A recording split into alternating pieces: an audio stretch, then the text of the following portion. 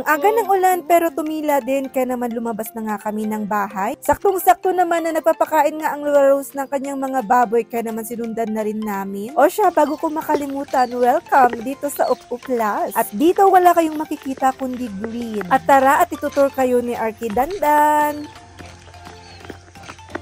So, ito yung first stop namin ay pupunta nga muna kami kay Lola Rose. Para nga makita ni Arky Dandan itong mga alaga ni Lola Rose na baboy. O siya, yung mga baboy pala nila dito ay native, yung black. Medyo maputik nga lang dito dahil nga katatapos lang talaga ng ulan. At mabuti na lang talaga at lumila din kaya naman itong at nakapasyal din kami.